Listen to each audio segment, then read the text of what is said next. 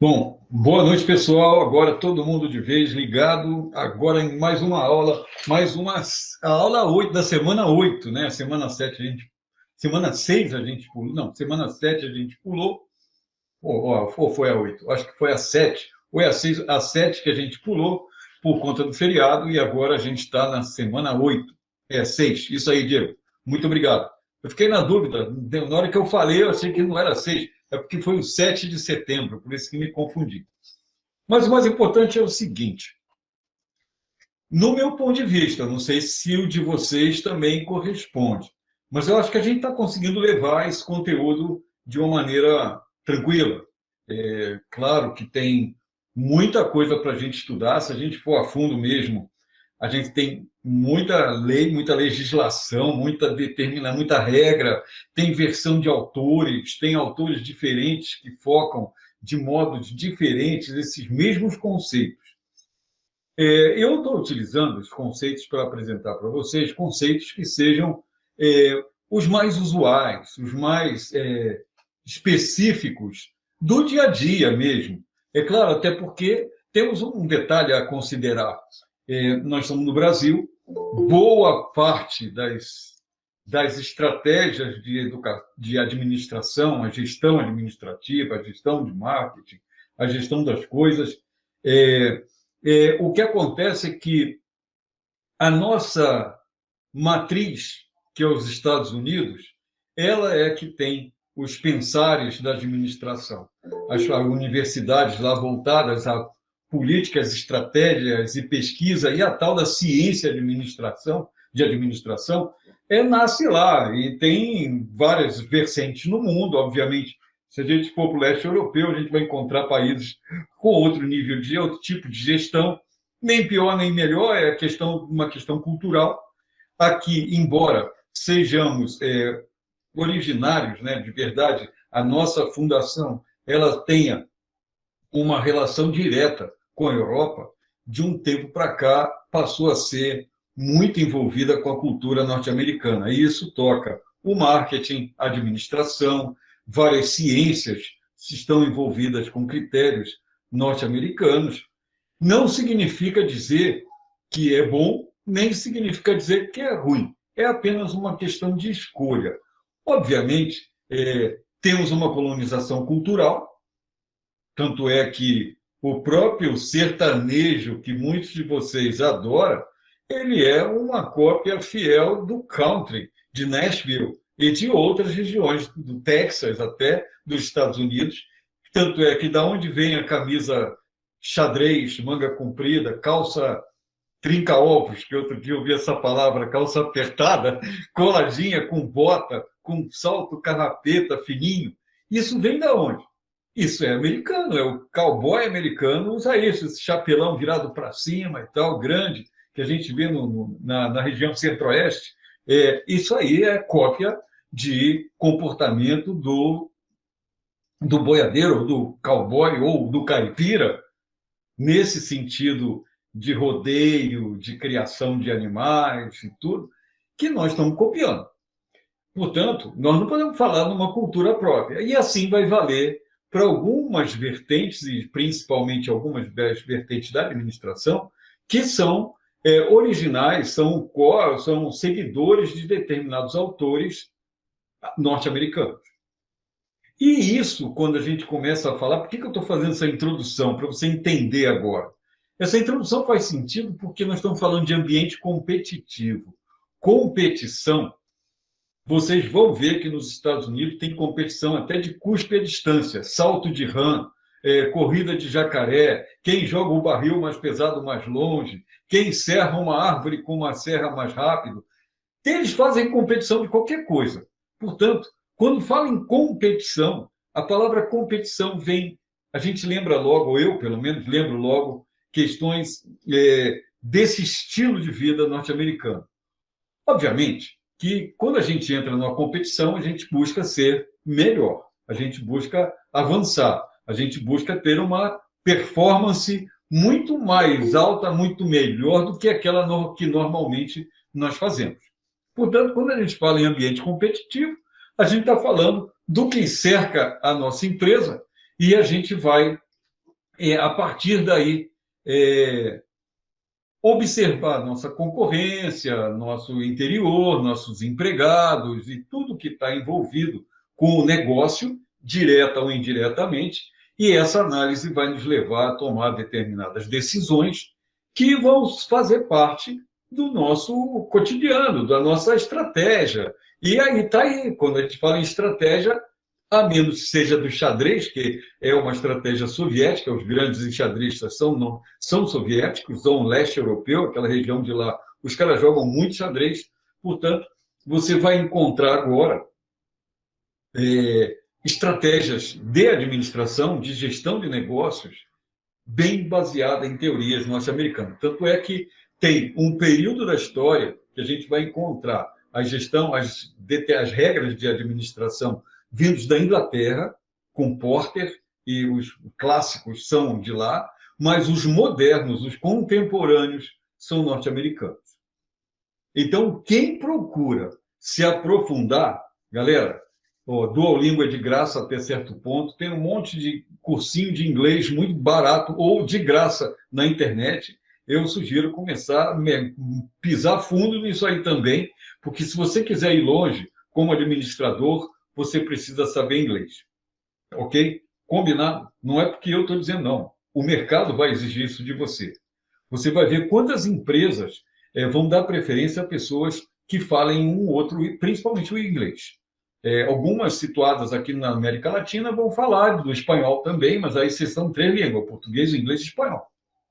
Então, galera, não basta mais ter o diploma formado do administrador, você também tem que saber inglês, ok? Primeiro para estudar e segundo para você se entrar no mercado. Não estamos falando do mercadinho de Pederneiras, nem daqui de Jaú, nem o Jalserve, nem que seja a Confiança, que seja um mercado desse grande. Mas, se você vai trabalhar num Jalserve ou no Confiança grande, lá na administração, lá na sede, certamente, se você fizer parte dessa alta gerência, você vai ter que saber falar inglês. Sabe por quê? Tem feira, tem eventos, tem apresentação, tem contato com o mundo exterior, tem fornecedores que vêm do exterior, que são de outros países, e você vai conversar com eles como? Em português? Não, inglês. Tá? Então, galera, vamos lá, vamos fundo. Por isso que a gente tem umas palavras que são em outro idioma. Estão assistindo, estão vendo o primeiro slide, está todo mundo vendo aí, está compartilhado, beleza, tranquilo? Vamos lá? Podemos seguir? Então, vamos em frente. Olha o que nós conversamos até então. Nós já matamos aqui 7 aulas. Olha, a gente já veio desde a introdução até agora, a aula passada, a gente falou de stakeholder. Quem é que está lembrado aí do que são stakeholders? Pode falar. Fala que é mais rápido do que escrever. São todas as partes envolvidas no negócio. Isso, internas e externas, são todos os elementos, tudo que influencia. Uma boa palavra sinônimo, é perfeito, Denis, é isso aí mesmo. Uma boa palavra que é sinônimo no português é influenciadores, os influencers. Alguém mais tem uma outra sugestão? O Denis, eu acho que só tem eu e você aqui, porque o resto da galera ligou, armou para poder ter a presença, saber que veio na aula e está lá no portão conversando com a galera, trocando ideia. Segunda-feira, como é que foi o fim de semana, fez um churrascão, comprou um negócio lá, não sei o quê, tomou 3 caixas de cerveja, quem bebe, e aí agora está com problemas para continuar. Então vamos lá. Vamos seguir em frente. Hoje nós vamos falar na aula 8 do ambiente competitivo. Viram que a gente conversou desde a primeira aula até agora, falando sobre o que tem em volta, dentro e fora da empresa? A gente falou dos ambientes interno, influência, o ambiente organizacional, o ambiente operacional, e a gente vai falando dessas questões. Então, no ambiente competitivo, a gente vai falar agora de algumas definições tais como competitividade. E eu tenho uma surpresa para vocês. Eu tenho um amigo, um professor, que vem daqui a pouco falar sobre competitividade e ambiente competitivo em complemento para nós. Ele vai entrar aqui e vai fazer uma apresentação para a gente também. Tá? Então, hoje a gente vai pisar fundo nesse conteúdo e é rápido. E depois a gente tem um questionário que a gente vai responder aqui online como revisão. Então, quem tiver vai se dar bem, quem não tiver, paciência, né? O que a gente pode fazer? Não vai ser gravado. Aliás, pode ser até gravado esse questionário. Porém, não vai ter fazer depois. Quem está, faz. Quem não está, perdeu. Beleza? Então, vamos lá. Então, competitividade, padrões, etc. e tal. O que é um ambiente competitivo? A gente está falando de uma palavra-chave chamada, dita como competitividade. E competitividade tem a ver, fundamentalmente, com a tua habilidade de estar no mercado de tal maneira que você é presente, agressivo. Quando eu falo em agressividade, não é bater, não é derrubar ninguém, não é nada disso. Agressivo é que você é ousado, você vai ser inovador, você é competitivo. Uma palavra que anda muito junta com competitividade é inovação. Tá? Por quê? Um dos critérios de competitividade, se a gente pudesse botar um número lá, dizer assim, olha, em grau de importância, o que é que se a gente pudesse ranquear o que é competitividade? Competitividade é inovação. Quando você é inovador, você é competitivo, porque você está se diferenciando no mercado, você está trazendo condições diferentes do que até então todo mundo conhecia, portanto, é algo bastante diferente, bastante legal, muito competição. E esses padrões estão os padrões concorrenciais, o nome já está dizendo, padrão de competitividade com quem? Com a concorrência, com os similares, com as empresas que fazem algo parecido com você, do que você. E os padrões institucionais. Então, a competitividade pode ser também interna, a inovação interna, a característica interna das empresas, a capacidade de se inovar, de ter processos arrojados, de ter atividades inovadoras que fazem com que a entrega para o mercado seja a melhor possível. Então, essa competitividade tem padrões concorrenciais e padrões institucionais. Tá? Falar da análise arquetípica da competitividade, que a gente vai falar de competitividade de dois estilos, aí que eu não vou encher de teoria agora, que daqui a pouco a gente vai comentar sobre isso, e a gente vai ver um case que vai ficar super claro esse negócio. Padrões internacionais, nacionais e regionais, isso aí tem a ver com normas, com aqueles ISO, né? ISO 9000, ISO 22000, ISO 23000, ISO 12500, ou seja, aquelas normas que são internacionais e que uma empresa precisa se ajustar a esses padrões e ela vai se posicionar no mercado como uma empresa adequada, ajustada, que segue aquelas normas, ok? Então, isso aí é fundamental. E fatores de competitividade são os integrantes. Né? O que eu arranquei? Inovação é um fator. E aí vai uns outros que a gente vai começar. Então, vamos lá. Os padrões concorrenciais institucionais, como eu estava falando, esses padrões concorrenciais de competitividade. E deixa eu pegar aqui um outro exemplo que eu vou mostrar para vocês.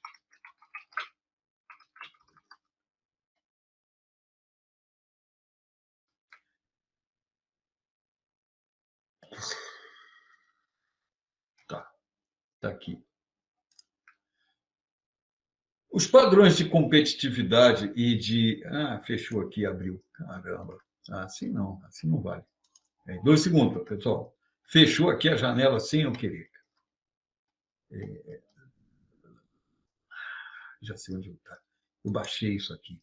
Eu fui mais rápido, eu baixei isso. Agora eu tinha esquecido que eu tinha feito isso. Vamos lá. Padrões de competitividade, está aqui embaixo. Competitividade. Achei, está aqui. Beleza. Tá? Então, vamos lá, vamos entrar nele. Esses competitividade, quando a gente separa em competitividade, que é o que nós estamos abordando nesse minuto, concorrencial institucional, ela tem essa... Lembra dos autores? São autores que são como Kupfer, que é Kupter, esse é um autor, e o outro é um outro. Alemães, hein? Hagenauer. Esses dois autores, estabeleceram como estudos, né? Isso aí tudo é pesquisa, viu, galera? Não é o cara que fica lá pensando, competitividade é isso, é aquilo. Não. Eles medem, eles investigam empresas, e aí eles veem como é que se comportam, e aí esses padrões de concorrência e esses fatores vão sendo delimitados. Por quê? Ele enxerga isso nas empresas. Se a gente vai abrir uma fábrica de chocolate, vamos brincar, vamos dizer que agora aqui a gente quer criar uma fábrica de chocolate. O que eu vou fazer? Quem faz chocolate no Brasil? Ah, fulano, a empresa tal lá, que está na Neugbauer, não sei o quê, Nestlé, e todo mundo faz chocolate. Quem é que faz mais? Ah, Copenhague também faz, a Brasil, lá, Cacau Show também faz, Cacau Brasil. Bom, como é que é o chocolate que eles fazem? Como é que eles seguem que critérios? Como é que ele vende esse chocolate? Quais são as formas com que eu posso comprar esse chocolate? Como é que ele me entrega? Como é que é a gestão da empresa? Tem coisas que a gente vai conseguir saber com facilidade, outras não, é o segredo interno. Então, esses padrões de competitividade, a gente vai chamar de competitividade revelada e competitividade potencial. Aqui é revelada é a participação da empresa no mercado.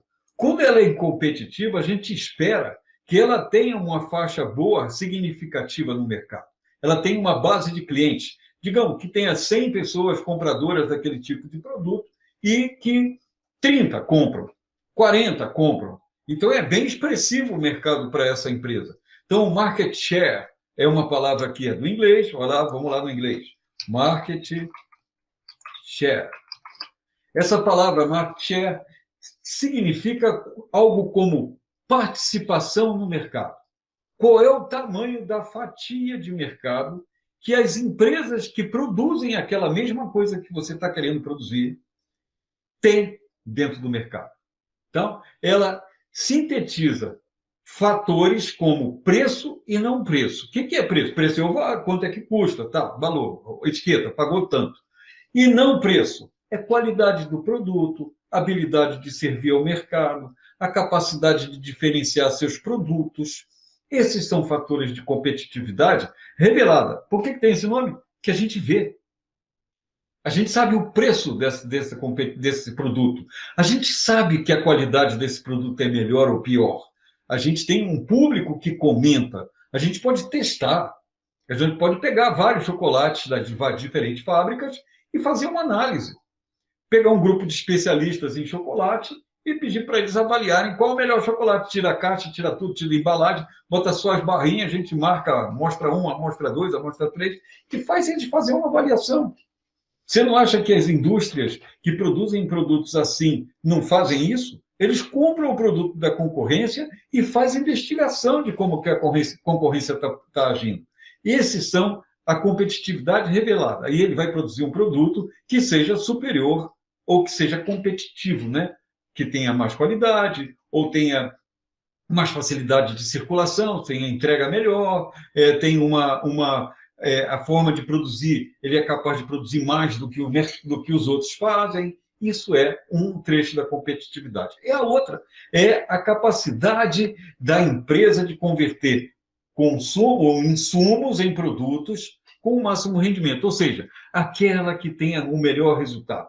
Ou seja, aquele que compra 1 quilo de cacau e faz 10 de chocolate sem fazer força, com alto lucro. Ou seja, a empresa que consegue fazer essa multiplicação dos peixes, obviamente é algo muito diferente, é uma coisa muito estranha. Tá? Então, o que acontece?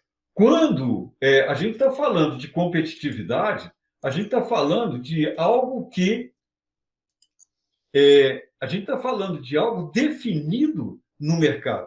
Porém, o conceito de competitividade revelada quanto de potencial, elas não são, esses dois conceitos não são suficientes para que a gente entenda o que de fato é competitividade. Então, tem um outro autor aí, o Ferraz. O Ferraz, que é um outro autor que aí deve ser português, espanhol, brasileiro até. Esse Ferraz já fala que competitividade pode ser a capacidade de uma empresa formular ou implementar estratégias concorrenciais, eu estou lendo a frase dele, tá? Que lhe permitam ampliar ou conservar de forma duradoura uma posição sustentável no mercado. Então, olha, o que é isso? Fernando, o que você falou nesse negócio todo aí? Olha, é uma empresa, a competitividade a gente vai atribuir a uma empresa com uma capacidade dela de criar estratégias, que é formular estratégias, pensar estratégias, tá? E implementar estratégias concorrenciais. Ou seja, ela elabora uma estratégia e põe em prática, de forma que faz com que ela amplie ou mantenha o padrão de mercado, né? E amplie ou mantenha, de forma sustentável. Ou seja, o que significa isso? Que o que ela é capaz de produzir, de entregar, paga as contas, faz com que ela tenha recursos para reinvestir. Ok? Então, de fundo, a competitividade, voltando lá nos nossos slides aqui, ó, os conceitos gerais da revelada market share, a potencial é essa que a gente não percebe claramente. A gente percebe muitas vezes pelo volume de produtos que essa empresa põe, a gente supõe que ela é altamente, potencialmente competitiva, porque ela é capaz de entregar um volume maior. Tem o mercado inundado do produto dela. Que não significa dizer que é positivo, que é bom para caramba, que tem um preço menor, nem nada disso. Só que a oferta é bastante. Então, a ponto, isso aconteceu com muitas vezes com Coca-Cola, por exemplo, com a Brahma, muitas vezes. Estou dando a indústria de bebidas, que é uma indústria extremamente competitiva. A do cigarro já foi também, mas só que é mais recente a da bebida, que está mais presente, a gente consegue ver isso. Mas houve época que a Brahma, se um bar ou um restaurante, uma distribuidora, para comprar produtos dela, ela só podia ser revendedora só do produto dela. Ela impunha condições, ou seja, e de forma que a Brahma fazia um estudo de mercado, eu cheguei a ver isso de perto. A Brahma fazia um estudo de mercado e ela tinha capacidade de perceber quanto de cerveja, por exemplo, era possível vender dentro de Pederneiras. Ou era aqui de Jaú. Ó, Jaú vende, vamos chutar, 1 milhão de caixas de cerveja por mês. Então, não adianta aquela distribuidora querer comprar 2 milhões de caixas para aproveitar um preço baixo, que ela não vai vender. Ela vai vender aquilo que ela sabe por pesquisa, por investigação no mercado, que ali só vende 1 milhão. Não adianta botar 2, porque não vai vender mais. Claro que hoje em dia essa estratégia mudou. Não dá para fazer isso, porque tem as cervejas artesanais, tem outras marcas que pegaram um pedacinho do mercado, outras marcas que não pertencem ao grupo Ambev. Tá? Então, quando ela pode, a Ambev o que faz? Quando ela pode, ela vai, tem um cara que está meio crescendo, ela vai lá e tenta fazer uma oferta milionária para tirar aquele cara do mercado da competição. Ela investe um pouco mais, mas para tirar ele do mercado. Ou seja, bota ele para dentro. Então, um pouco que ele vende, ela compra, passa a ser dela também no faturamento. Ok? Então, em geral, essa competitividade tem esse nível de agressividade. Tá? Então, competitividade com relação à ótica dos stakeholders externos é a capacidade da empresa de formular estratégias ou concorrenciais que permitam ampliar aquilo que eu acabei de ler, ampliar ou conservar de forma duradoura uma posição sustentável no mercado. Por que é sustentável? Essa palavra entra aí num ponto muito interessante. Existe uma palavra no mercado, na economia, né, que se chama dumping. Essa expressão aqui, ó. Dumping. Dumping, grosso modo, é vender o produto a um preço mais barato ou um preço menor do que o custo. Opa, peraí, ele vende com prejuízo? Vende. Por quê? Ele tem capacidade de produção e ele, ao vender mais barato do que o custo, nenhum concorrente é capaz de bater o preço dele. E o que acontece com a concorrência ao longo do tempo? Ele tem fôlego para fazer isso por 1 ano. Ele mata os concorrentes todinhos.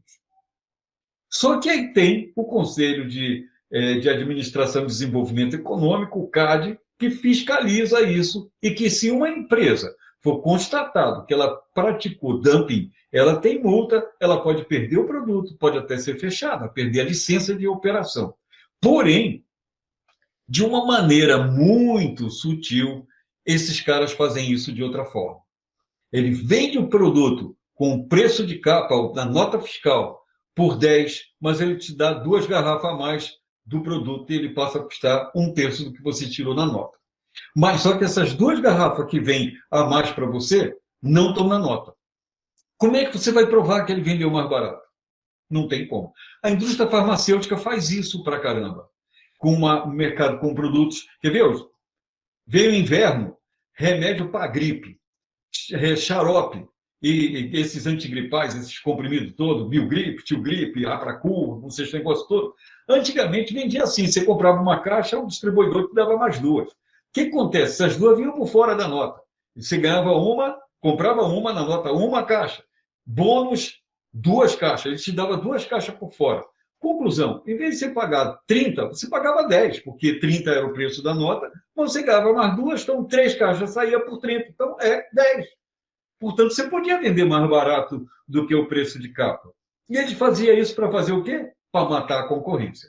Ou porque o remédio não era tão eficaz assim, aquilo era só para faturar uma grana. O mercado da gripe deixou a indústria farmacêutica brasileira bilionária ou trilionária, porque é país tropical, deu inverno, todo mundo fica gripado. É fácil de vender Cebion, é forte, não sei o que, e assim vai.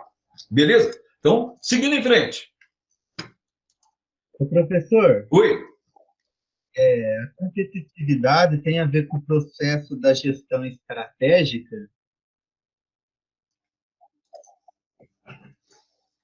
A gestão estratégica é para estabelecer um passo a passo, um critério, um objetivo competitivo, obviamente, mas a meta não é ser competitivo. O processo é que é ser competitivo. Tá? Ou seja, o planejamento estratégico chega assim: olha, nossa empresa, nos próximos 2 anos, ao final de 2022, nós queremos estar ter 35% do mercado consumidor do produto X que a gente faz. Beleza? Então, como é que a gente faz isso? Bom, a gente pode fazer como? Bom, primeiro ano a gente vai fazer uma melhoria no nosso produto, fazer uma mudança na embalagem, fazer uma estratégia de reconhecimento e posicionamento da marca nesse primeiro ano. A gente vai fazer tudo para que todo mundo conheça o nosso produto. No segundo ano, a gente vai começar uma série de promoções, porque todo mundo conhece o nosso produto, obviamente o consumidor vai querer comprar o nosso produto. E aí a gente vai e oferece esse produto no mercado de uma forma muito mais sedutora e faz com que a gente aumente e ganhe esses 35% a mais no mercado. Então, uma gestão estratégica, o nome está dizendo, é gestão, vamos administrar a empresa, de uma maneira estratégica. Por que é estratégia? A estratégia é um conjunto, é um passo a passo de como que eu chego lá.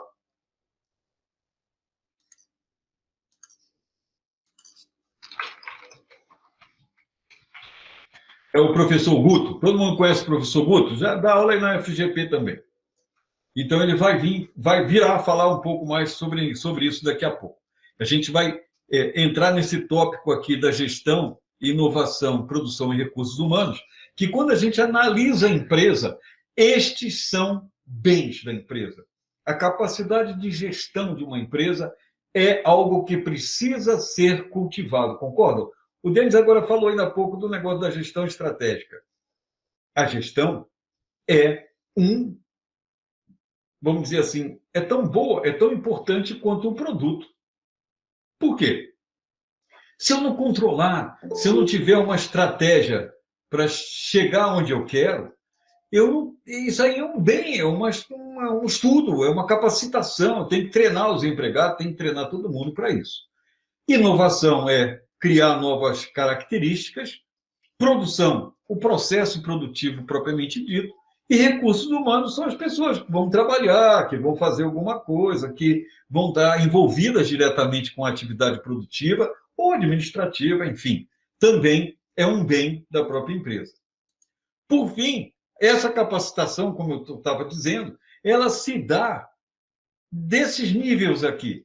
Capacitação no sentido do reforço dos estoques de recursos materiais. O que é isso? É como que eu vou gerir os meus estoques, aquilo que eu tenho. Por quê? Quando eu tenho uma capacidade de gerir essa entrada e saída de matéria-prima e de produtos, ou produtos intermediários, eu estou buscando o melhor resultado. Não lembra da frase lá do Ferraz, comentando de competitividade tem a ver com sustentabilidade? Então, uma outra palavra que está junta da competitividade depois da inovação é sustentabilidade. Por que isso? O que adianta eu ser um corredor, por exemplo, que eu treino para caramba, tenho um tremendo gás, boa alimentação, super vitaminado, mas eu não vou conseguir correr a 60 quilômetros por hora durante 1 hora sem parar. Eu poderia ser, se eu fosse um super-homem, eu poderia fazer em 10 segundos só os 60 quilômetros por hora. Depois eu não consigo fazer mais, porque acaba a energia, acaba a força. Então, uma empresa também, não adianta ela ter um esforço enorme de posicionamento do mercado, um investimento maciço em marketing, se ela não tem feedback, ela não tem grana, ela não fez um plano. Então, ela tem que se capacitar para fazer essa estratégia. Então, recursos humanos, a gente está falando que é treinamento do pessoal, informacionais é a maneira com que eu busco informações no mercado, que tipo de pesquisa eu preciso fazer, de qualquer forma, a gente está falando de um tripé, não só tem isso, tem outras atividades, mas as fundamentais são essas. E a gente vai ver o Gutão falando aí daqui a pouco. Gutão, você está chegando aí. Gutão, professor, o professor Roberto Guto, o Gutão, que a gente chama ele muito carinhosamente, é professor aí também de Pederneiras. E ele vai trazer um case para vocês, mas antes de mais nada, ele também vai reforçar esse conceito de competitividade. Boa noite, Guto. Pode falar. Boa noite, Fernando. Boa noite para todos. Estão me ouvindo? Agora eu vou colocar um pouco a minha carinha aqui, ó. Estão me ouvindo bem? Boa noite. Boa noite. Sim, boa noite. Boa noite. Ô, Fernando, falo já ou espero mais um pouquinho? Pode começar. Engrena que o pessoal está entusiasmado aí, está feliz da vida. Pô, com um frio desse, né, Fernanda? Não, frio aí, porque aqui está quente. Aí tá quente pra caramba. Aí tá, esse cara ele mora nos Alpes, cara. Ele está vindo direto da França, falando para a gente dos Alpes franceses. Se ele Não é, mostrar viu? pista, É que ele coisa, tem é, coisa, é coisa de melhor idade, Fernando. Melhor idade, qualquer friozinho já fica desesperado. tem que se agasalhar, senão fica gripado. Só um minutinho que eu vou compartilhar a tela aqui. Tá, já liberei aqui, você pode compartilhar. Tá.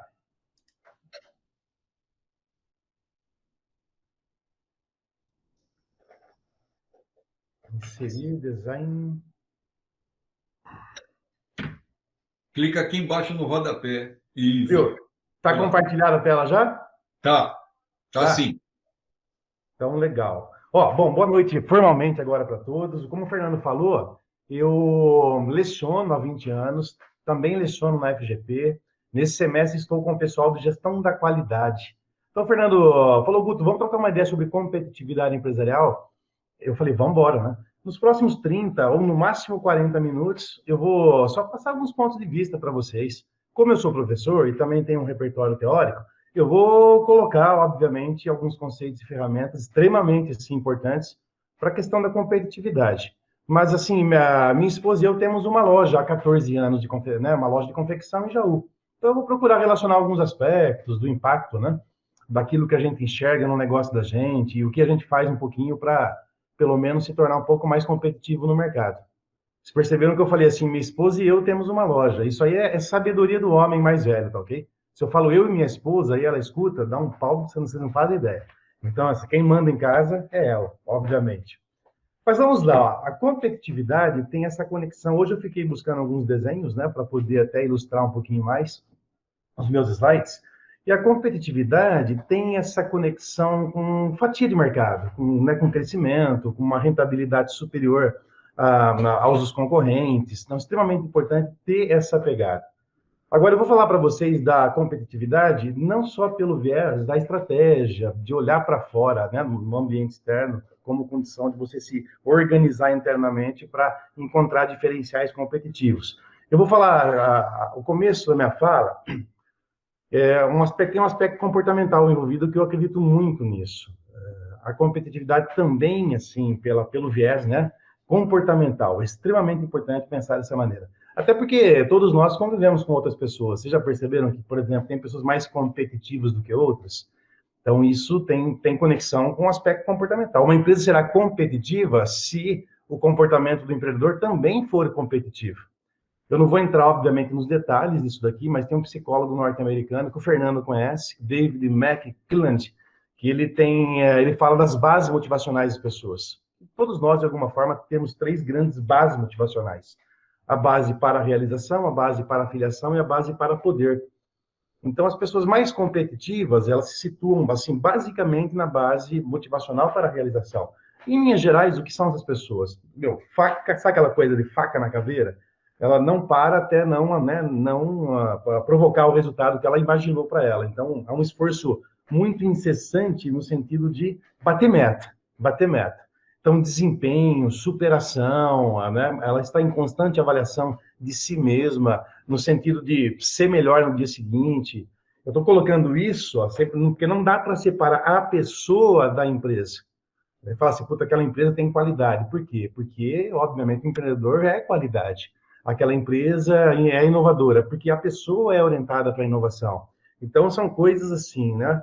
Eu falo que o nosso negócio nada mais é do que a nítida imagem de quem somos. Então, se eu sou persistente, o nosso projeto de vida, ou nossa empresa, ou você dentro do ambiente de trabalho, será persistente, né? Se eu sou comprometido, se eu sou qualidade.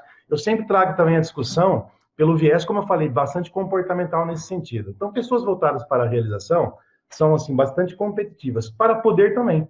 Para poder, busca-se muito, é um ambiente mais favorável para a liderança. Prestígio, status, mas gosta de comandar e também são pessoas bem competitivas. Mas a realização, ela vai além. Ela é visionária, ela transforma com mais facilidade um ambiente no sentido de provocar mesmo, trazer resultados altamente significativos.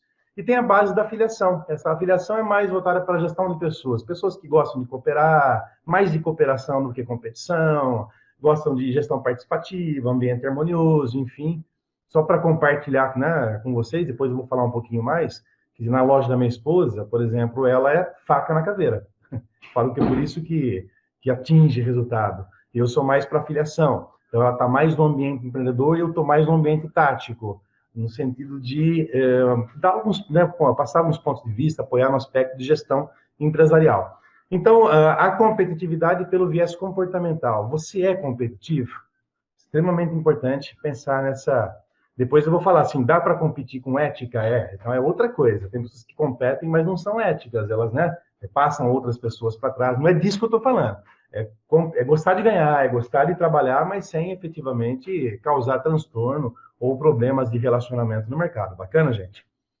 Uma outra consideração para a competitividade, todos vocês sabem, né, fazendo administração, que a empresa tem 3 grandes níveis. O tático estratégico, né, internamente, tem o tático operacional dentro da organização. Agora, assim, a competitividade, ela se conecta muito à ideia de você olhar para fora. Dificilmente você será competitivo se você não fizer uma leitura daquilo que rola lá fora. Até porque você precisa encontrar a sua arma para ser melhor do que outra empresa, né? Para você competir ou de maneira ou de forma melhor ou igual a outra empresa. Então, se você não olhar para fora, você perde essa perspectiva da competitividade. Quantas empresas não morreram, né? E essa questão do olhar para fora parece simples, mas não é. Se você pegar a estrutura de empresas no Brasil, por exemplo, empresas de pequeno porte, 95% ou até 99% dos estabelecimentos são empresas de pequeno porte no Brasil. Você ainda vê a administração muito centralizada, você vê muitos empreendedores, ou vamos falar de empresários, assim, mais conectados às questões internas da empresa do que, né, efetivamente olhar para fora. Uma vez eu li um artigo, faz muito tempo já, eu lembro até hoje dos resultados dele, a USP fez uma pesquisa muito bacana sobre o tempo do empresário de empresa de pequeno porte, ou seja, de maneira geral, como que ele gasta o tempo dele. Vejam que dado interessante. 70% do tempo, né, esses empresários de empresas de pequeno porte, ok, gente? Eles vivem mais a operação. Porque geralmente eram ex-técnicos, sabe aquela coisa do técnico que montou a empresa? Então, se eu tenho uma fábrica de calçado, eu fico lá um tempão consertando a máquina, vendo se o produto rolar na esteira. Eu gasto pra caramba tempo nisso. 70% na operação. 20%, até por uma característica cultural latino-americana, a gente é muita emoção. O que eu quero dizer com isso? Sabe aquele... Sexta-feira chega um vendedor da empresa e você é corintiano e teu time ganhou ontem. Aí começa aquela conversa de futebol e vai embora. Ou seja, papo furado, perde-se tempo, 20% perde-se tempo. Até porque no ambiente de trabalho eu tenho que trabalhar. Lógico, não é para ser um robô, mas eu tenho que ter uma alta concentração para produzir algum tipo de resultado. E somente 10% no ambiente da estratégia. Então, o Guto, o que seria viver tempo na operação e tempo na estratégia? Eu vou dar um exemplo para vocês. Se eu tenho um restaurante de pequeno porte em Bauru, por exemplo, o que seria viver no mundo da operação? Eu acordo às 4 horas, vou no SEAS, verifico, né, as coisas que eu preciso comprar, trago, coloco no freezer, arrumo as mesas, vou para o caixa, recebo, né, pago as coisas, ajudo a limpar. Tudo isso é operação. O Guto, não tem que ter? Tem que ter, obviamente, e na empresa de pequeno porte isso aí está muito concentrado na mão, né, na mão do empreendedor. Ele não tem aquela estrutura toda e fala assim, amanhã eu quero conversar com o meu, né, o cara de logística, ou com o meu, né, com a minha especialista em marketing. Não, ele faz um pouco de tudo ao mesmo tempo. E esse fazer um pouco de tudo ao mesmo tempo, ele pode cair na rotina de querer centralizar algumas coisas. Então, viver na operação e tomar uma decisão assim, um estilo de gestão mais centralizado. Se você vive mais nesse ambiente, veja o estratégico como que é. Eu tenho um pequeno restaurante, aí é um exemplo, ok? Bom, eu estou percebendo, de repente, como produzir um novo produto, como diminuir os meus custos, como, de repente, inovar. Eu tô num ambiente muito da oportunidade, porque é viver num ambiente da oportunidade que me dá uma condição de ser mais competitivo. Se eu perder essa capacidade de ler, eu vou ter, obviamente, algumas dificuldades. Então, até agora eu falei da competitividade por dois vieses, vamos dizer assim, pelo viés comportamental. Você é competitivo, é uma característica pessoal. E depois, empresarialmente falando, que também se conecta a uma característica pessoal, é viver também, obviamente, olhando para fora. Se não for olhar para fora, eu danço. Bom, aí eu acho que vocês já viram isso, obviamente, uma ferramenta muito utilizada, não só em empresas de grande porte, mas também em empresas de pequeno porte, muitas vezes menos utilizada em empresas de pequeno porte, porque depende muito da cultura do empresário, né? Às vezes se ele tem formação, se ele valida as ferramentas de gestão, mas se uma empresa não fizer uma leitura com uma certa frequência dos seus pontos fortes, fracos, ameaças e oportunidades, dificilmente ela vai se situar e se posicionar, né? Ter um posicionamento bastante competitivo. Então, isso deve ser feito com muita frequência. Lembrando que ameaças e oportunidades são, né, vêm do ambiente externo. Pontos fortes e fracos, obviamente, do ambiente interno. Se eu não reduzir as minhas fraquezas e também, né, não fizer nada para que o impacto da ameaça, de fato, cause algum tipo de inibição ao meu resultado financeiro, eu vou dançar. Então, a competitividade tem essa conexão de você trabalhar mais no contexto de aproveitar a sua fortaleza diante das oportunidades que aparecem. Porque se você tiver um cenário com mais ameaças e mais fraquezas, você já está enfraquecendo o seu negócio. Extremamente importante pensar por essa perspectiva. E a leitura de ambiente, como eu falei para vocês, dentro do planejamento estratégico, um olhar para fora, um olhar mais estratégico, ela depende muito hoje da gestão participativa. Aí eu estou colocando mais como condição interna, tá? No sentido de falar, poxa, a leitura de ambiente, ela pode me levar a ser mais competitivo. E a leitura do ambiente, ela é feita, deve ser feita, não que ela é feita, de forma cada vez mais compartilhada. Até porque as percepções das pessoas estão distribuídas dentro de uma empresa. Muitas vezes, pode ver num hotel, né, na Barra Bonita, em que o dono fica só em São Paulo, quase não vem para cá, muitas vezes é a atendente que está lá, é o gerente, o supervisor que está lá, quem são as pessoas mais assim, né, que mais tem condição para falar de alguma coisa. Eu estou só trazendo a ideia de que a gestão participativa é pré-condição para boa leitura da situação. E tendo boa leitura da situação, eu posso tomar uma decisão mais coerente, coerente dentro da perspectiva da competitividade. Fernando, estou falando muito rápido, tá legal? Não só Fernando, mas também eu pergunto para todos vocês. Não, tá bom, tá. Manda ver aí, Gutão. Que depois tem aí um questionário que eu vou mandar para o pessoal para a gente responder ao vivo e a cores aí numa competição gostosa. Um questionário Ah, altamente competitivo. então tá bom, então. Então, beleza. Qualquer coisinha aí, né? Fale alguma coisa. Então, eu gosto de lembrando, ok? Primeiro, você é competitivo? Legal. Segundo, uma empresa para ser competitiva tem que olhar para fora, para ter boas leituras do ambiente externo. E as boas leituras são mais, assim, efetivadas com diferentes tipos de olhares. Por isso que a gestão participativa é extremamente relevante. No Brasil, se você pensar nos últimos anos, quem mais incentivou, estimulou a gestão participativa nas empresas ah, foram os programas de qualidade total. A gente sabe disso. Tem vários princípios da qualidade, né? E um dos princípios é trabalhar colaborativamente falando. Bacana. O que é esse olhar para fora? Eu estou passando algumas ideias, depois eu vou, no final, eu pego, né, as percepções que eu tenho da loja, então faço, né? Pego a teoria e depois o que está rolando, né, no ambiente da loja de confecção que nós temos. Então, quando você olha para fora, olhar para fora não é tão fácil. Primeiro, você precisa de disciplina para isso, né? Você olhar para fora, até para você obter algum tipo de informação. E você precisa também ter compreensão, entendimento das coisas. Geralmente, uma grande empresa, vou compartilhar com vocês. Uma vez eu trouxe o dono do McDonald's para dar uma palestra para os meus estudantes na FATEC de Jaú. Isso já faz um bom tempo. Então, ele contando para nós, falou assim, ó, enquanto eu, né, falo isso para vocês, agora lá nos Estados Unidos, por meio de uma equipe multidisciplinar, ou seja, estatístico, matemático, psicólogo, antropólogo, é gente de várias áreas. Esse pessoal estava lá fazendo projeção para o MEC nos próximos 10 anos. Ou seja, quais serão as mudanças no mercado, demograficamente falando. Demografia se conecta muito a, por exemplo, a classe socioeconômica, faixa etária, até estilo de vida, pensamento, enfim, tem várias coisas nesse contexto. Cultura, política, economia, tecnologia, legislação são fatores do ambiente externo. E vejam que interessante. Vejam que olha como a grande empresa faz. A leitura no ambiente feita por uma equipe multidisciplinar. Aí o MEC percebeu que isso lá atrás, tá? Que tinha que provocar alguns tipos de mudanças como condição de competitividade, porque estava crescendo a cultura e aí que cresce, né, do slow food, né? Você não tem o fast food, que é tudo muito rápido. A cultura fast é louca. A cultura fast veio ao encontro dessa rotina louca que é trabalhar para caramba, ter pouco tempo para comer, workaholic. Só que a contracultura estava dizendo que um aumento de slowly, né? Faça as coisas mais devagar, coma devagar ou algo nesse sentido. Então, o MEC já provocou algumas mudanças no sentido de também atender com mais efetividade essas pessoas. Eu dei o exemplo de uma grande empresa. Dá para imaginar, eu não sei o quanto o MEC gastou para fazer essa pesquisa para os próximos 10 anos, mas grande empresa faz isso. E empresa de pequeno porte? O que ela faz, né? Leitura do ambiente externo.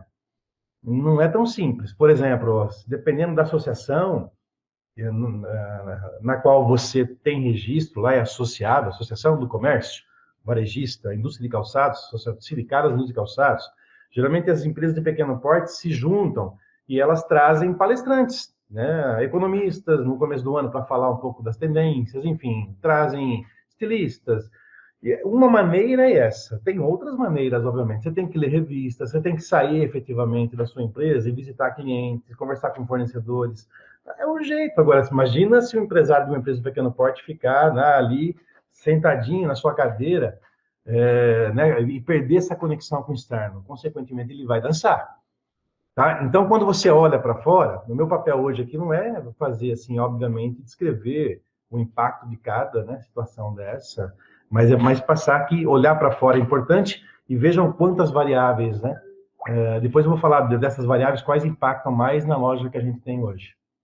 No ambiente externo, mas também mais próximo da empresa, aqui pega. Por que aqui pega? Porque aqui estão os seus concorrentes, novos entrantes, você tem produtos substitutos. A questão de produto substituto é aquela ideia lá, poxa, eu não posso comprar esse agora, vai esse mesmo. Veja o que está acontecendo agora com o arroz, né? Falaram para comer uma tal do macarrão, agora você come macarrão e boa, né? Ou mesmo a carne, que a carne está cara, numa época de recessão, a carne vermelha, então você compra o frango, ou compra o frango, a carne de porco. Então, o produto substituto tem essa conexão. Isso para nós impactou também. até porque se você vê menos pessoas em movimento, menos pessoas frequentando festas, a gente teve que mudar toda uma perspectiva de produto, trazendo os produtos mais para o dia a dia como condição de sobrevivência na loja. Então, você tem a dinâmica da concorrência, de produtos substitutos, você tem poder de barganha de clientes, poder de barganha de fornecedores. Daqui a pouco eu vou falar disso no contexto da nossa loja. Se o cliente tem muito poder, ele manda na cadeia produtiva. Se o fornecedor tem muito poder, é aquela coisa de uma empresa comprar de um único fornecedor, né? Se esse fornecedor resolver quebrar, ou esse fornecedor ele privilegiar outras empresas em detrimento da sua, você dança. Então, no mercado, você tem que olhar, né, para trás, você tem que olhar para frente, você tem que olhar do lado. E isso tem uma análise das forças competitivas de Michael Porter, chama-se análise da indústria. Vocês verão isso em planejamento estratégico no futuro, que são de que forma essas variáveis impactam na rentabilidade da empresa. Então, eu tenho que olhar com muita frequência no mercado essa dinâmica de concorrentes, fornecedores e clientes. Ciclo de vida de negócio, extremamente importante também se situar em relação à questão da competitividade. Que, né, todos nós temos ciclo de vida, né, Fernando? Que, né, a gente nasce, cresce, enfim, depois a gente morre. As empresas também, elas são assim também. Então, todo produto ou todo negócio tem a fase introdutória, você tem a fase de crescimento, você tem a fase de maturidade e a fase de declínio. Na introdução, geralmente, quando você lança um novo negócio no mercado. Que nem quando nós entramos isso, nós temos loja há 14 anos, mas faz mais ou menos uns 8 que nós lançamos a moda plus size em Jaú. Nosso foco é plus size. Então, lá atrás, nós entramos e rentabilizamos muito o negócio, porque ninguém atuava. As outras empresas até tinham, mas escondiam as roupas para mulheres mais cheinhas e não davam evidência, linha de frente. Sabe aquela coisa, espaço para mulher plus size? E nós fizemos isso, então nós não tínhamos concorrentes. Isso há 8 anos, isso há 6, enfim. Só que hoje, né, olhando para o mercado, nós temos vários concorrentes. Ou seja, o mercado para nós estamos falando de crescimento até para maturidade. Maturidade onde você encontra muitos competidores. Se você está no mercado com muitos competidores, foi o que eu falei para vocês. Hoje tem várias lojas aqui em Jaú que vendem full size, que também colocaram isso como linha de frente. Então, a rentabilidade do nosso negócio é menor hoje. Quando você está no mercado muito maduro, aí que você tem que encontrar os seus diferenciais competitivos. Você vai ampliar o teu nível de serviço, você vai, de repente, dinamizar, trazer novos produtos assim com mais rapidez do que os outros concorrentes. Aqui, em maturidade, você tem que encontrar. Declínio é quando aquele setor, ou aquele tipo de negócio, ou tipo de produto já está fora de cena. Quando o produto ele começa a entrar em declínio, ele pode ser revigorado. As grandes empresas fazem isso. A Havaianas, por exemplo, fez. A Havaiana, quando era... Lembra, Fernando? Você usou muito a Havaiana quando era criança, Fernando? Até hoje eu ainda uso, cara. Não, Hoje. é a nossa sandália de praia, né? Sandália de andar na areia. Legal. Mas, meu, né, Fer, hoje a Havaiana é um chinelo de cara legal, não é não? Opa, não, sandália...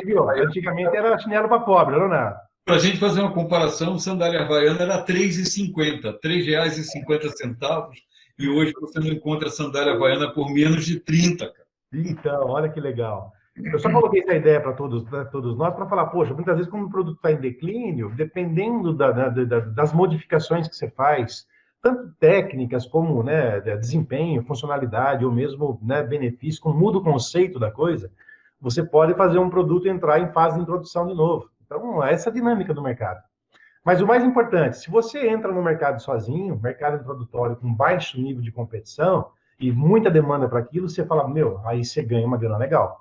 Você tem que observar o movimento da concorrência, porque se tiver baixo investimento ainda, por exemplo, o que seria assim? São barreiras de entradas, né? Quando você entra num tipo de negócio, você tem baixo investimento, você se prepara, porque novos entrantes vão atrapalhar você. Por que eu falo isso? Pô, para montar uma loja hoje, você pode montar ela com 40 ou 50 mil. 40, 50 mil é um investimento baixo, se você parar para pensar, né? Se eu falar para vocês o quanto nós gastamos isso em 2006, vocês não fazem ideia. É que a gente foi crescendo. Eu falo que a minha esposa tem uma visão muito bacana. Ela pensa grande, mas ela dá um passo sempre em cima do que a perna consegue. Isso eu acho fantástico. Nós montamos uma loja em 2006 com R$ 4.500. Só que era em casa. Aquela coisa de ir para São Paulo e foi crescendo. Então a loja, ela chega a faturar uns 80 mil por mês hoje, tem custo operacional baixo, é bem legal, né? É bem bacana isso. Então, Mas, é que nós estávamos falando ainda um pouco da gestão estratégica. Você tem um objetivo, não importa o tamanho ou aonde é esse objetivo. Digamos que eu dei o exemplo de, em 2022, ter 35% a mais no faturamento. O que eu tenho que fazer durante 2021 para, em 2022, eu fechar com 35% mais? E é por aí, é o passo a passo mesmo. é o passo a passo, né, Fer? E eu falo que é legal, eu vou depois reforçar um ponto bem legal em cima do que você falou, Fer, que é aquela questão, né? Pensar grande, você tem que ter um objetivo, e você tem que ter uma gestão financeira muito. Daqui a pouco eu falo sobre isso. É aquela coisa, você pode estar no mercado, você pode, né, identificar as suas armas, ou seja, com que você vai combater, se é por preço, se é por qualidade, se é pelas duas coisas, se é por comunidade, enfim, você vai identificar as melhores. Só que se também não tiver algumas habilidades de gestão, internamente falando, isso se perde ao longo do tempo. Então, pensar grande é muito bacana. E essa leitura, assim, ó, toda essa leitura que as empresas fazem do ambiente externo, essa leitura, foi aquilo que eu falei para vocês, elas impactam nas variáveis estratégicas de uma empresa. Então, o ambiente externo, tanto pelo aspecto de demografia, tecnologia, cultura tal, como concorrentes, clientes, fornecedores, essa movimentação, ela pode modificar os negócios da empresa, ela pode modificar a visão, que são os objetivos de longo prazo que uma empresa tem. Eu coloquei aqui, tá vendo, que eu não negritei missão e valores, porque missão é uma coisa que você não modifica, tá? É uma coisa que você não alcança, é uma coisa que inspira, não vou entrar nesse detalhe agora. E valores também não, valores, mas o negócio no mercado, ele é constantemente reconfigurado como maneira de competir. Por exemplo, você tem uma loja física, né? Ó, o seu formato é físico, mas hoje está pedindo para você ter, de repente, um sistema híbrido, físico e plataforma online. Pô, já estou começando a mexer no meu negócio. Estou reconfigurando ele, consequentemente, também muda os meus objetivos de longo prazo. Aí isso tudo muda também, perfil, caracterização de clientes, né? Muitas vezes os tipos de produto com que você trabalha, os diferenciais competitivos ou vantagens competitivas que você vai ter que ter para enfrentar o mercado. O que eu quero dizer aqui?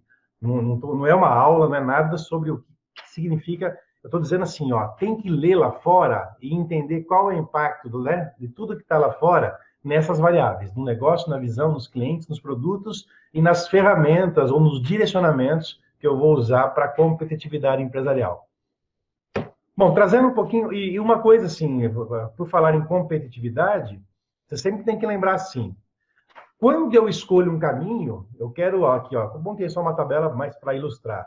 Eu quero competir eu quero que as pessoas, assim, entendam que a minha loja, não quero dizer que minha loja é assim, tá ok? Mas eles passam lá, nossa, lá tem preço acessível. Não estou dizendo preço barato, fechou? Não.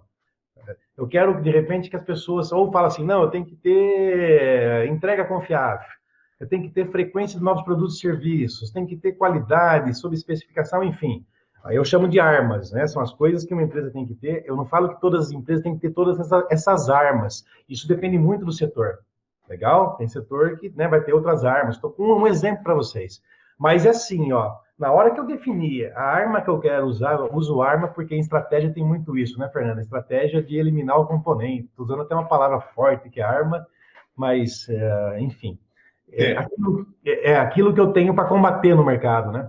Se eu escolho, na hora que eu escolho as variáveis, eu tenho que ter as competências internas condizentes para atuar naquele mercado. Por exemplo, se eu quero ter preço acessível, eu tenho que ter alta produtividade. Se eu quero ter, de repente, qualidade, eu tenho que ter processos isentos de erros, tá vendo? É sempre assim, ó, para você atingir, para você conquistar aquela vantagem competitiva, você tem que se reorganizar completamente internamente. Eu não posso desassociar uma coisa da outra. Se eu quero ser uma empresa inovadora, né, eu quero muito inovadora no mercado, eu tenho que ter estrutura de pesquisa e desenvolvimento, senão pode esquecer. Então, nunca se esqueçam, para competir eu tenho que ter estrutura. Então, né, diante dos direcionamentos, enfim, eu tenho que organizar minha empresa como um todo. Agora eu vou trazer um pouquinho só assim, né, a competitividade, um pouco daquilo que eu falei e o impacto de tudo isso no contexto da loja. Fernando sabe até mais que eu no aspecto tecnologia, né? Que ele trabalha muito isso, que a leitura que ele tem é mais ampla que a minha. De vez em quando eu ligo para ele, né, Fer? Eu falo, Fer, conta para mim esse negócio aí da tecnologia e vai embora. Mas, Isso aí. assim, a loja, né? É a logomarca da loja nossa, que, né, nós estamos no mercado há 14 anos. E, assim, vamos lá. Primeiro, o aspecto comportamental que eu falei. Né? A minha esposa é altamente competitiva, meu, faca na caveira, e eu sou mais afiliação. Então, eu consigo muitas vezes mais apoiar no aspecto gerencial e tático, e ela fica num ambiente estratégico. Lembra aquilo que eu falei? Então, a gente se complementa. Essa questão de parceria, de complementação é legal. Se eu tiver, de repente, duas pessoas com foco na máquina, com foco no processo, dá para imaginar? Vai perder a visão externa. Então, esse é um ponto que joga a vantagem da gente. Um outro aspecto muito importante internamente, porque para você, lembra que eu falei, para você ser mais competitivo, você tem que ler. Só que para você viver num ambiente estratégico, você tem que organizar a sua empresa. Você tem que deixar o que é uma empresa organizada, assim, eu tenho que ter assim, processos bem definidos, confiáveis, pessoas competentes e confiáveis. Você pode ter uma pessoa competente e não confiável, aí você dança. Ok? Porque se eu tenho processos bem definidos e pessoas competentes e confiáveis, eu posso me dar o luxo de ficar fora da empresa. Ok? Isso é muito legal. Uma vez eu li um livro não, assim, da própria vida lá do rei, né? Do Kroc, né? Que é quem construiu o McDonald's, não quem inventou. Lembra, Fernando, no filme, né? A Fome de Poder fala isso, o Mac era tal. Mas tem uma passagem num livro que fala assim, aí falando no contexto de franquias. É assim, eu quero que o meu negócio ande sem necessariamente eu estar lá. E franquia tem muito disso, porque a franquia trabalha muito essa questão de processos, né? Tem manual para tudo. Eu, particularmente, penso que toda empresa deveria ser como a franquia é, não que ela tenha que ser franquia. Mas por quê? Existe um padrão de gestão. Se eu tenho esse padrão de gestão, puta, sobra mais tempo para onde? Para o operacional? Não, isso está resolvido. Para o tático? Não, isso está resolvido. Sobra mais tempo para ambiente. Consequentemente, eu tenho mais condição de ser competitivo. Então, esse é um ponto importante. Então, o que a Bia faz, por exemplo, e eu às vezes? Né? Assim, de repente, seminários em São Paulo, já fomos em vários sobre o impacto da tecnologia, leitura de revista, tem que ler jornal, tem que ler, conversar com clientes, conversar com fornecedores, ter uma frequência nisso para você ter um direcionamento. Então, terceiro ponto importante, aí em aspectos internos, independentemente do foco da competitividade que eu tenho que ter. Gestão financeira. Vou dar um exemplo. Se eu tenho, o que aconteceu com a gente? Nós temos, assim, em função daquilo que a gente fatura, a gente tem um custo operacional baixo, ok? Se uma empresa contém um custo operacional baixo, ela tem um ponto de equilíbrio baixo. O que é um ponto de equilíbrio? Um ponto de equilíbrio é uma receita que paga todos os gastos. Na época da pandemia, como agora, por exemplo, a gente não foi tão impactado, porque a gente estava trabalhando numa folga muito grande, entendeu? De margem de lucratividade. Então, a receita diminuiu um pouco, mas não chegou no ponto de equilíbrio. Isso é extremamente importante. Eu falo que você tem que trabalhar no sentido de gerar caixa, ter custo operacional baixo e critérios para distribuição de lucro. O Guto, o que tem a ver critérios de distribuição de lucro com competitividade? Tem tudo a ver. Vamos lá. O lucro de uma empresa, você tem muito empresário que faz o seguinte, ele pega o lucro, a gente sabe, né? Vou comprar lancha, comprar não sei o que tem, ele deixa a pessoa física mais rica que a empresa. Se você distribuir um lucro de uma empresa, né, distribuir em três partes, uma para investir, uma para poupar e outra para distribuir, essa parte que você poupou, ou se você investiu, você está virando seu negócio. Você está mexendo na vitrine, nos móveis que você tem na loja, enfim. Se você poupa, você tem mais caixa. E numa situação agora de pandemia, sobreviveu quem tem mais caixa.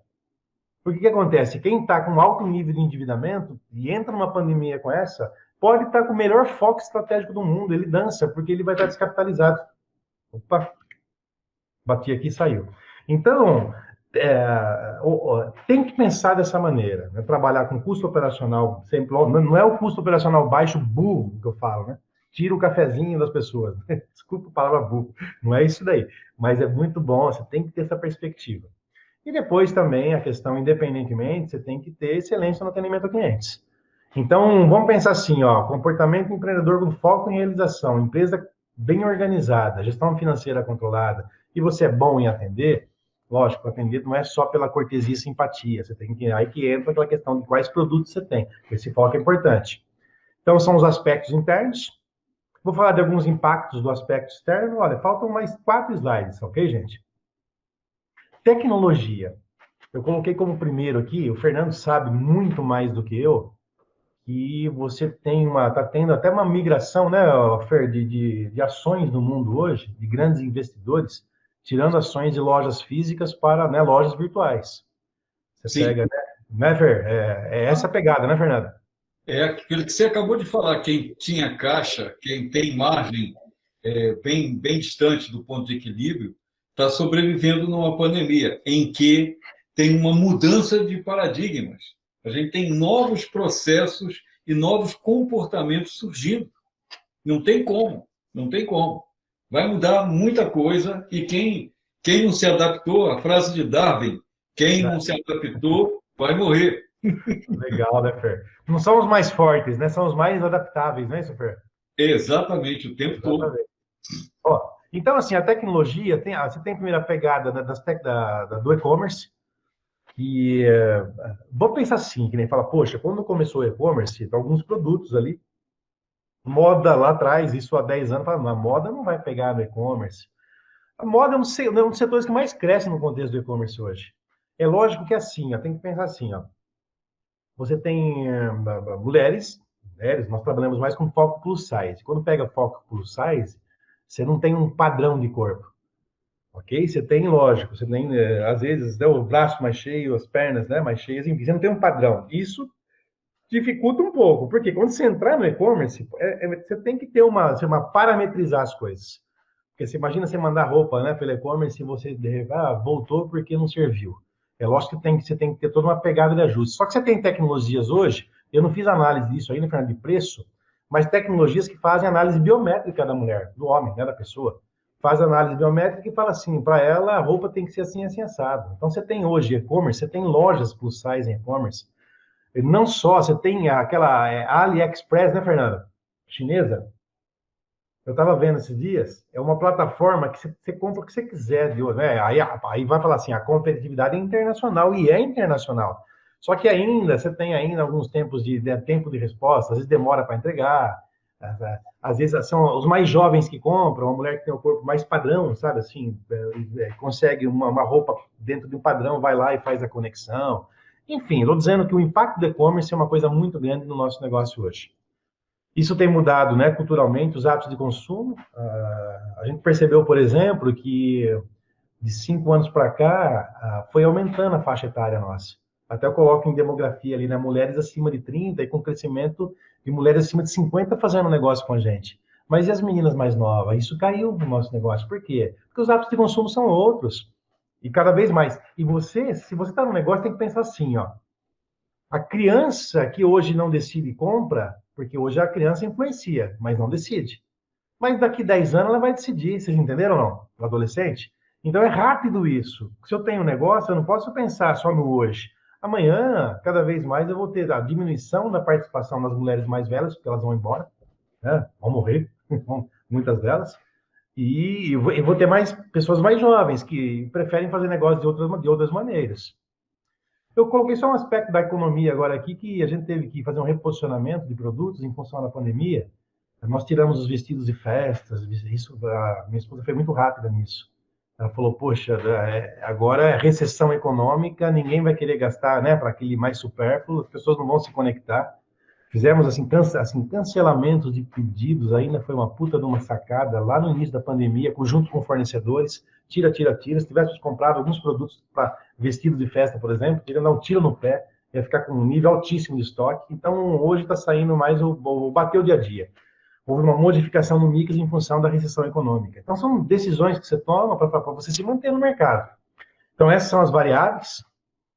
O ambiente externo impacto. A parte de fornecedores, por incrível que pareça, ela tem ajudado muito, né, as pequenas lojas do mercado, com pequenas lojas que estão há mais tempo no mercado.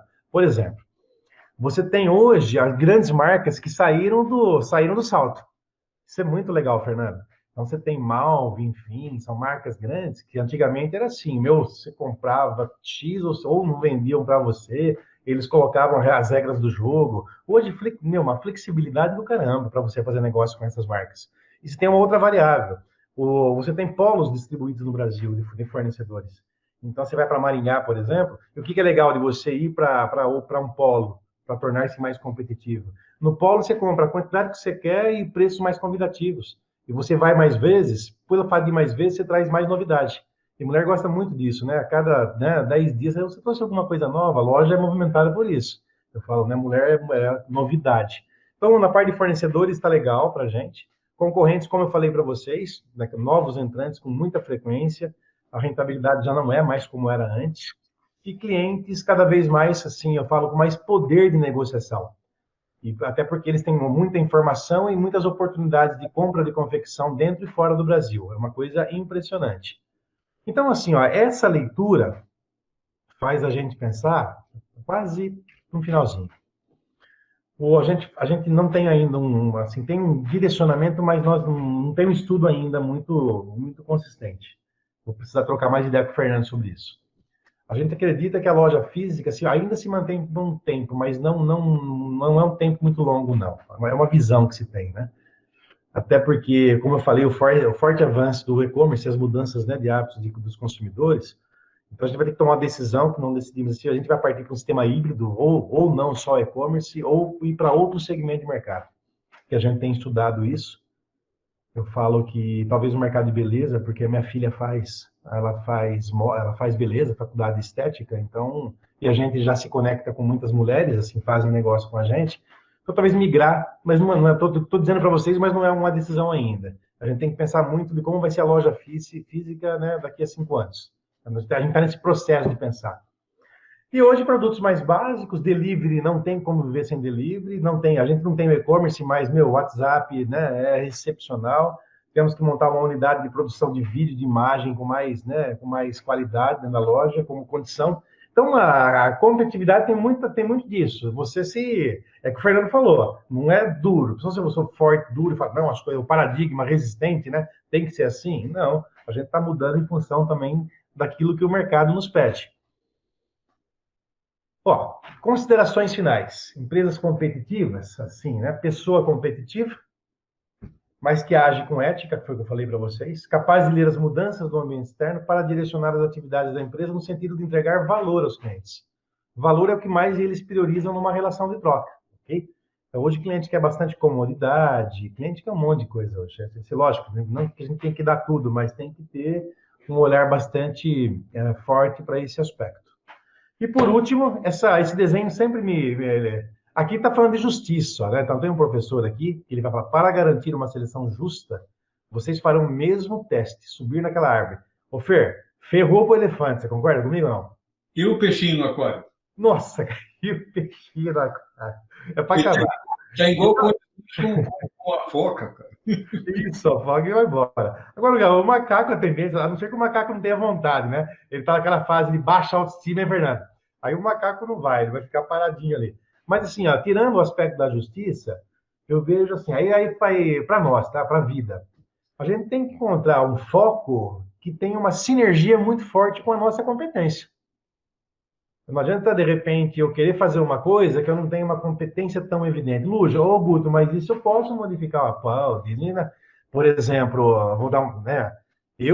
Todos os testes de personalidade comportamentais que eu fiz, a minha inteligência, dentro das inteligências múltiplas, de Howard Gardner, ela é mais de comunicação e de relacionamento interpessoal. Eu não sou lógico-racional. Dá para imaginar quem não é lógico-racional escolher ser o melhor engenheiro do mundo, né, Fernando? É complicado, né? Vou ter que... Somos dois. Sem chegar nessa parte aí, a gente está... Agora, eu tenho outra... O que eu quero dizer para todos nós? A competitividade também tem conexão com o nosso foco e sinergia com a nossa competência. Se a gente encontrar um querer muito forte, alinhado a uma coisa que a gente tem predisposição, pode não ser ainda muito forte, mas além de predisposição, aí ninguém segura a gente. Legal, pessoal. Falei assim em linhas gerais, da competitividade, é um negócio que requer um esforço diário, enfim. Fer, é isso, Fer. Ô, Gutão, muito obrigado. Olha, pessoal, olha só aquilo que nós conversamos em alguns momentos sobre a ética, a questão da competitividade, da agressividade. Quando a gente começou a conversar hoje, nós falamos exatamente sobre isso. Que ser competitivo não significa ser desonesto, não significa ser aético, ou seja, não significa querer ganhar de qualquer que seja a forma. Às vezes, aparentemente você está perdendo, mas está ganhando. O atendimento ao cliente, por exemplo, em que você tem que fazer algumas. Não é tem porque você é obrigado, é porque sem cliente não existe empresa, não existe negócio. Se o negócio existe é porque tem cliente. Eu não acredito, não conheço nenhum negócio, nenhuma empresa, nenhuma iniciativa que funcione sem clientes. Ela tem que ter, ela vai servir isso para alguém. E quando a gente está falando em servir a alguém, significa eu apresentar para essa pessoa, para esse grupo, aquilo que eles esperam, aquilo que eles querem. Quem serve não coloca a sua própria opinião no lugar, e sim a do cliente. Então, o que, que adianta o Guto querer vender, como ele deu o exemplo da pandemia, vestido de festa numa época que todo mundo está em isolamento social? A não ser que a gente possa fazer uma de louco. Vamos comprar uma roupa de festa, a gente vai fazer aqui online, cada um se apresenta, vamos fazer uma festa fantasia, é uma boa ideia. A gente pode fazer, eu vi anteontem um filme sobre a festa do pijama, cada um na sua casa, vestido de pijama, fazer aquela noite no pijama que a garotada faz para interagir. Então, mas o mais importante é isso. Quando a gente fala em gestão estratégica, fala em competitividade, tem uma palavra que acompanha duas, né? Que hoje foi a palavra-chave, foi inovação e sustentabilidade. Quando o Guto mira na questão de, olha, eu tenho uma loja física, mas eu estou vendo uma forte migração ou uma forte presença do ambiente virtual, do ambiente digital no negócio, nos negócios, eu tenho que pensar que essa tecnologia está na mão de todo mundo, até daquele meu cliente. Portanto, se eu continuar da mesma maneira, quem muda é o cliente. Ele vai fazer outra expectativa, ele vai querer outra coisa. E ele vai buscar algo que tenha aquela do Canvas, aquela proposta de valor mais significativa, aquilo que agrega mais qualidade, mais efetividade, mais prontidão naquilo que ele está se propondo a receber. Não importa se ele está pagando 10, 50 ou 200 milhões. Ele está pagando para aquele cliente, para aquele serviço. Né? Hoje eu tenho uma experiência, uma cadeira que eu comprei já tem 2 meses, quase 3, e não entregaram porque o fornecedor não entregou. Eu falei para a loja, olha, quem está devendo a cadeira não é o fornecedor, o seu fornecedor, é você que está devendo a cadeira para mim, porque eu comprei de você. Então, eu pensei nas entrelinhas. Se eu sou eles, eu teria me virado e comprado uma cadeira até com prejuízo e entregue para o meu cliente para ele ficar feliz. Porque nessa hora, o cliente tem sempre razão. Se eu começar a querer botar bronca no negócio, eu recebo 2 cadeiras de indenização e mais um monte de encrenca na internet que vai acontecer com ele. Hoje, o cliente, além de ter razão, ele tem voz, ele consegue comunicar, ele consegue falar. E para isso a gente vai ver aqui, Gutão, nós vamos pegar aí outro. Eu já fiz um exercício com eles há 3 semanas atrás, ou 2 semanas, 3, porque teve um feriado, de um questionário do Kahoot. Nós vamos usar essa ferramenta hoje de novo, que nós vamos fazer a nossa revisão de prova em cima disso. E você está convidado, se você quiser entrar na competição, vamos nessa. A gente chuta errado para poder eles ganharem um pouco, senão vai ser desonesto, né? Aquela vantagem, aquela coisa do meritocracia, todo mundo tem direitos iguais. Nessa hora a gente está sendo ou o elefante ou o macaco que sobe na árvore ou então derruba a árvore. Então vamos lá, não é verdade? Então é isso, galera. Ó, tá aí o link, kahoot.wiki, o PIN é esse número aí. Então você vai entrar nesse link e vai aparecer um lugar para você botar seu nome e digitar esse PIN que você vai entrar nas perguntas. E nós vamos começar já já.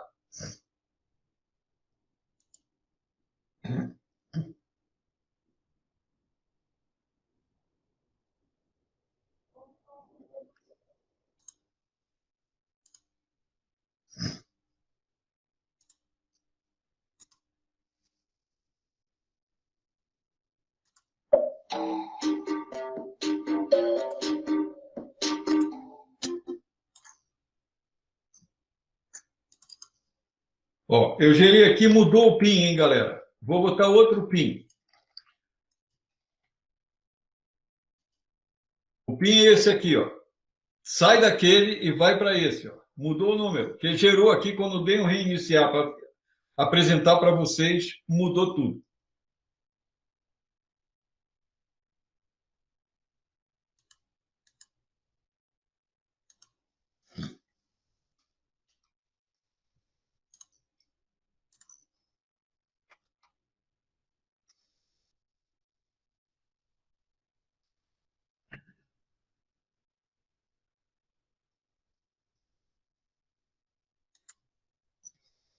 Não sei se vocês lembram, vale.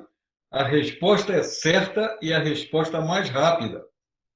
Quem responde mais rápido e responde certo faz mais pontos do que quem responde certo, mas depois. Então, temos que ser rápido no gatilho. Temos 17. Nós estamos um total de 23 na sala agora. Vamos ver agora os fantasmas. Ah, eu vi um filme ontem, muito bom. O Fantasma de Canterville. E é um cara que aparecia, era um fantasma que estava preso no castelo porque ele tinha cometido algumas coisas no passado. Ele estava 400 anos preso lá. Então, agora aqui, ó, temos aí 26, 23, 6 pessoas fora. Está todo mundo aí, né? Podemos mandar ver? Podemos começar? Então, vamos nessa. Anderson entrou. Só bora.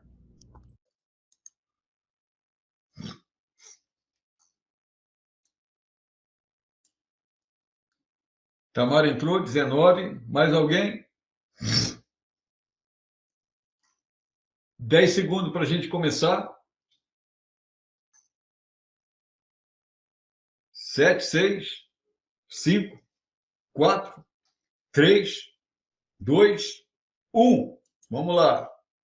É de ambiente competitivo a nossa conversa. Vamos começar a primeira pergunta aí. Verdadeiro ou falso? Empresas que vendem o mesmo produto são concorrentes?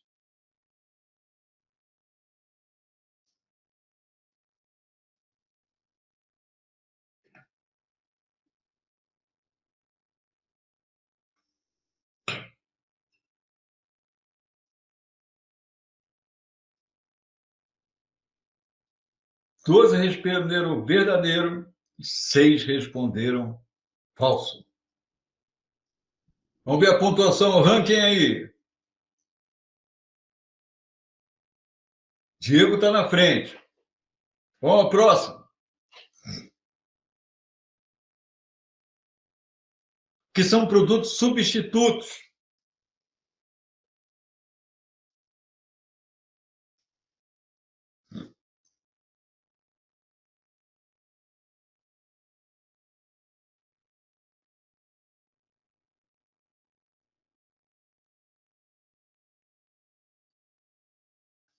Quatorze foram, não podem substituir. Vamos ver a pontuação aí. Diego em lugar. Larissa está colando, ela está chegando pertinho já. Verdadeiro ou falso?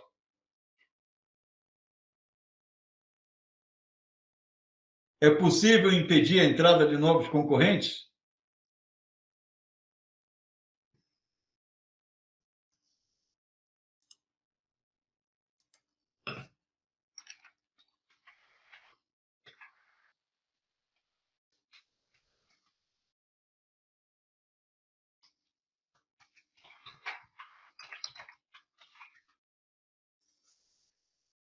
Treze marcaram o falso e 6 o verdadeiro. Tamara passou o primeiro lugar.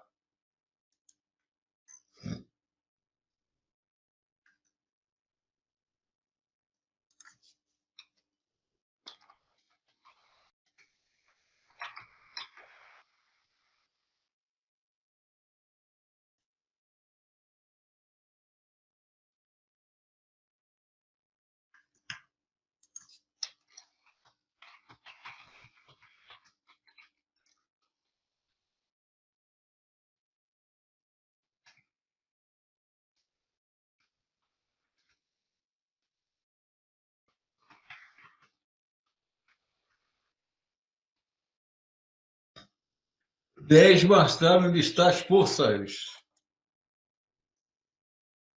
Larissa, claro. Estou dizendo que a Larissa ia chegar em primeiro. Deu certo, ó. Vamos lá.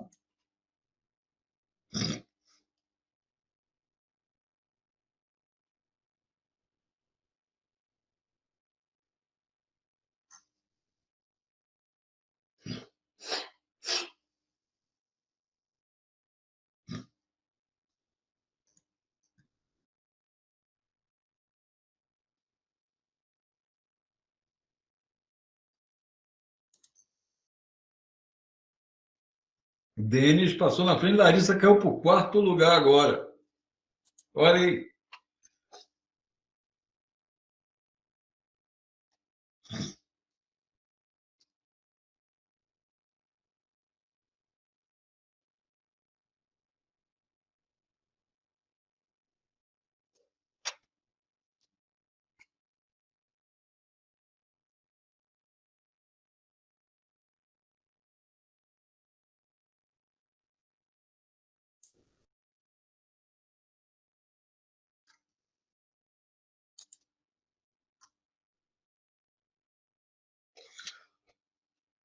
E agora, os socioculturais fazem parte do meio ambiente, do macroambiente?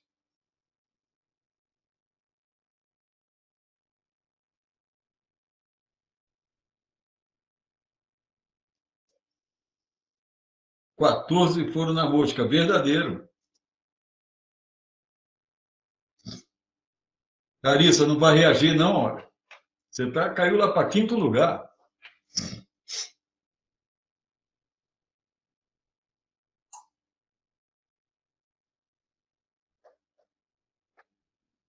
E agora, hein? Pode ou não? O que tem a política a ver com o nosso negócio?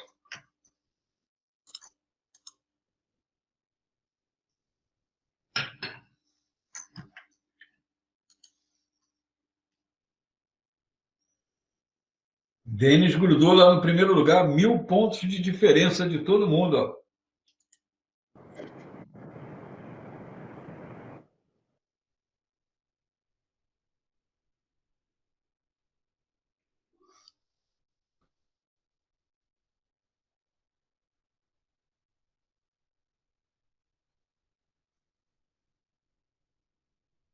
E aí, sim ou não?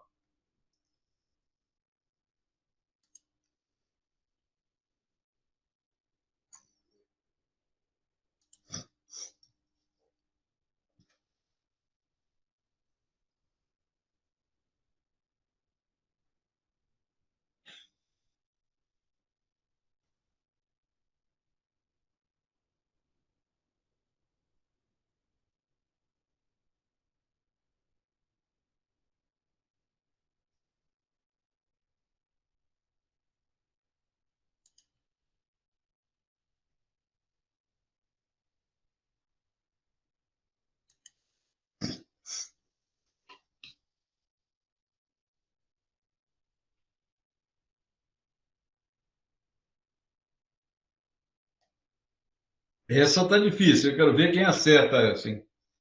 E aí, galera?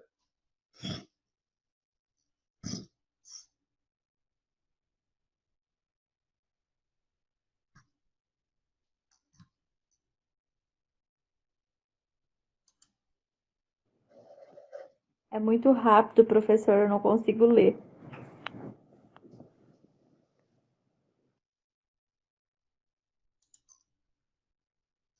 Dá 20 segundos para ler a frase.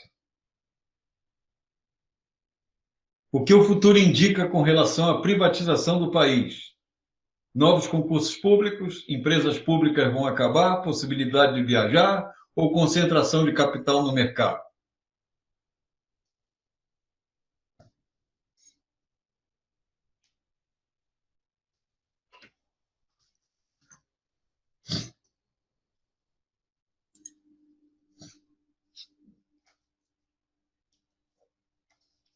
O Wellington chegando na frente, ó, tá colando lá perto já está faltando 200 pontos só. Falta pouca coisa para acabar, faltam duas perguntas.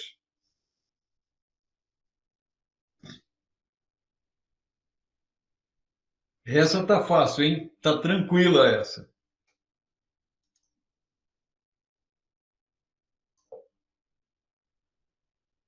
Vamos à última agora, hein? Penúltima. Para reconhecer um stakeholder, basta o quê? Perguntar como ele vai, saber se ele conhece sua família, se é estrangeiro ou usar algum produto de sua empresa. Qual é essa, hein? Vamos ver quem acerta essa. Uau! A maioria foi não usar um produto.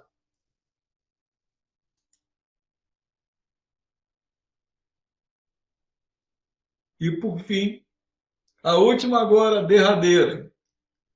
Tem 3 concorrendo ao primeiro lugar. Competitividade é...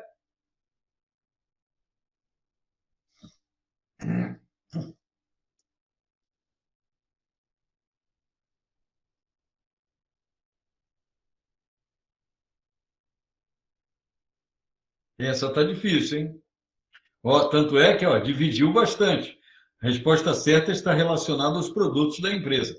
Vamos ver agora o pódio do ambiente competitivo. Em terceiro lugar, Diego Moreto. Uau! Muito bom. Denis em segundo. Quem é o primeiro? Primeiríssimo lugar, o Wellington ganhou. Parabéns, valeu, galera. E aí, fizemos então em quarto lugar, João Guilherme, em quinto lugar, Júlia.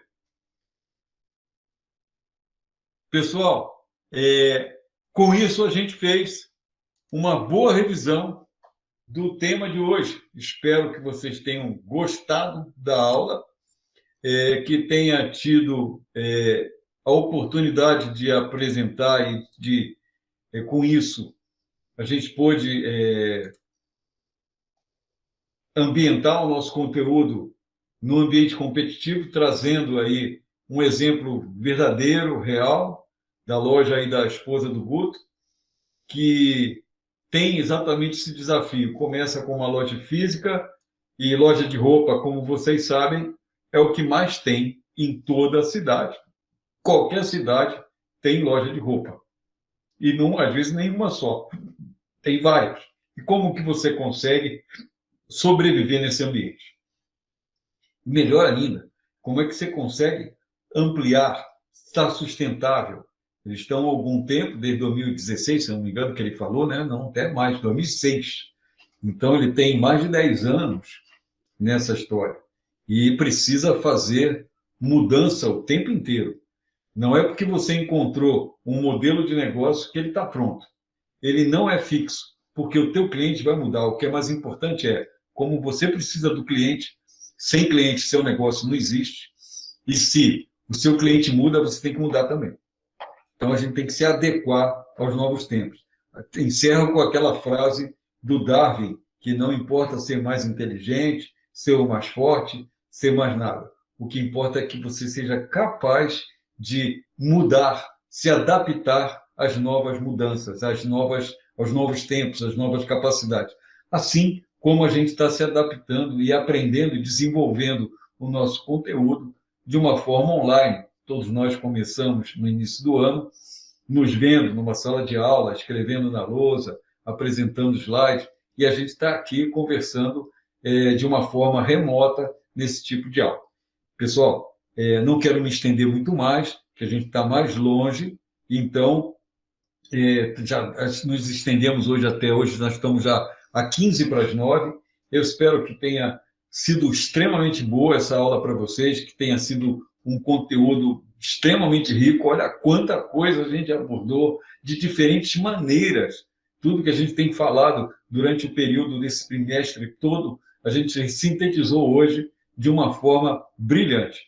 Pessoal, eu considero que foi brilhante por causa das diferentes visões e as maneiras com que a gente apresentou.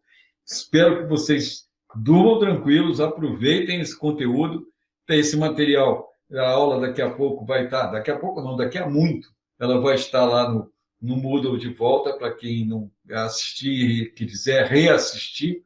Então, super abraço, boa noite para vocês, descansem tranquilos e até a semana que vem. Valeu, boa noite, pessoal. Boa noite, professor. Até semana que vem.